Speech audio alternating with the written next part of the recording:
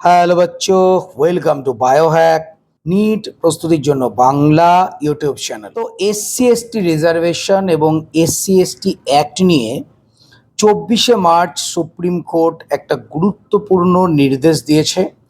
তোমরা যারা NEET aspirant রয়েছো, তাছাড়াও যত এসসি এসটি কমিউনিটি রয়েছো, যারা রিজার্ভেশনের সুবিধা পাও, তাদের প্রত্যেকের জন্য এই খবরটা প্রচণ্ড গুরুত্বপূর্ণ। সুপ্রিম কোর্ট কিন্তু স্পষ্টভাবে জানিয়ে দিয়েছে, কোনো এসসি এসটি মানুষ যদি সে ধর্ম পরিবর্তন করে, তাহলে কিন্তু তার যে এসসি এসটি অ্যাক্টের সুবিধা বা এসসি এসটি রিজার্ভেশনে যে সুবিধা, সেটা কিন্তু পাবে না। তো সুপ্রিম কোর্ট যেটা মেনলি বলেছে, হিন্দু, বৌদ্ধ এবং শিখ বাদ দিয়ে যদি কোনো এসসি এসটি মানুষ অন্য কোনো ধর্ম গ্রহণ করে, যেমন মুসলিম ধর্ম বা খ্রিস্টান ধর্ম, তাহলে কিন্তু তার এসসি এসটি রিজার্ভেশন আর থাকবে না। সুপ্রিম কোর্টের স্পষ্ট বক্তব্য এটা। তো অ্যাকচুয়ালি এটা অন্ধ্রপ্রদেশের একটা মামলা। অন্ধ্রপ্রদেশের একজন মানুষ, আমি নামটা এখানে নিচ্ছি না, যিনি জন্মসূত্রে তপশিলি জাতি বা এসসি।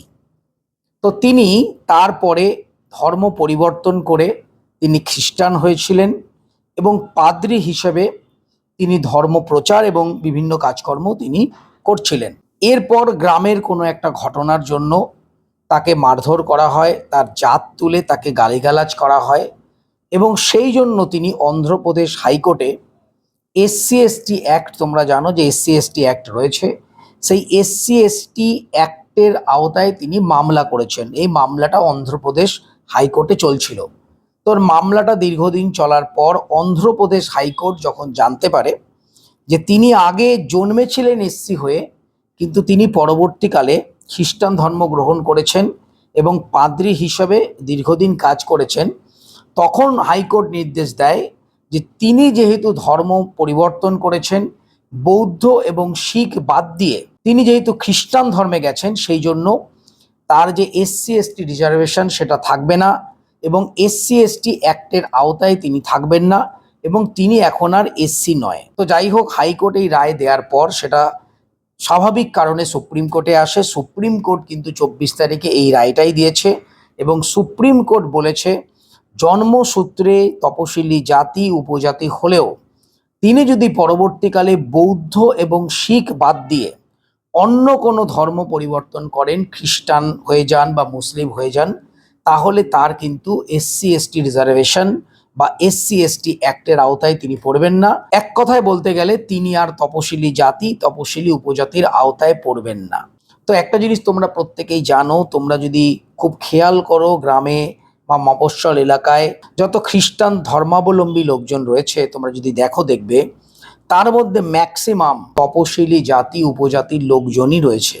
তারা যেহেতু নিচু জাতি, সেই কারণে হয়তো অত্যাচারের শিকার হয়ে বাঁচার জন্য খ্রিস্টান ধর্ম গ্রহণ করে। তো এখন থেকে কেউ যদি খ্রিস্টান ধর্ম গ্রহণ করে, যে সমস্ত এসসি এসটি, যে সমস্ত স্টুডেন্ট বা এসসি এসটির যারা লোকজন রয়েছে খ্রিস্টান ধর্ম গ্রহণ করে, তারা কিন্তু রিজার্ভেশনটা পাবে না। এটা কিন্তু সুপ্রিম কোর্টের স্পষ্ট বক্তব্য। যদিও এই নিয়ে বিভিন্ন মহলে বিভিন্ন মতবাদ রয়েছে।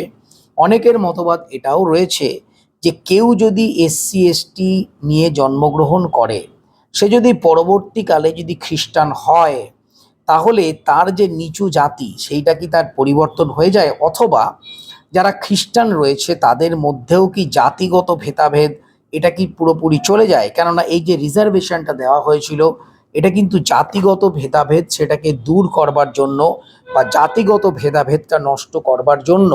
তো খ্রিস্টান হলেও জাতিগত ভেদাভেদ বা জাত তুলে যে গালিগালাজ করা, এগুলো কিন্তু চলতেই থাকে।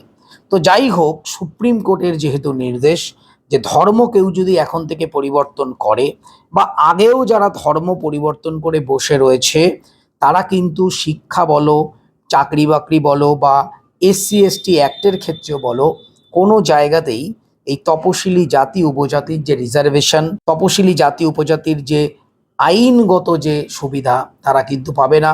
তো আমাদের ভারতবর্ষের ক্ষেত্রে এবং এসসি এসটি অ্যাক্টের ক্ষেত্রে এটা কিন্তু একটা খুব বড় এবং যুগান্তকারী নির্দেশ। তো এটা তোমরা সবাই মাথায় রাখবে যে রিজার্ভেশন তোমরা যদি পেতে চাও, রিজার্ভেশনের সুবিধা যদি পেতে চাও, SC/ST অ্যাক্টের যদি সুবিধা পেতে চাও তাহলে তোমাদের কিন্তু হিন্দু, বৌদ্ধ অথবা শিখ এই সম্প্রদায়ের মধ্যেই থাকতে হবে, আদারওয়াইজ তোমাদের রিজার্ভেশন চিরকালের জন্য চলে যাবে। তো সবাই খুব ভালো থেকো, মন দিয়ে পড়াশোনা করো, চ্যানেলটা সাবস্ক্রাইব রাখো, নোটিফিকেশনটা অন রাখো নিট রিলেটেড যাবতীয় লেটেস্ট ইনফরমেশনের জন্য। টাটা।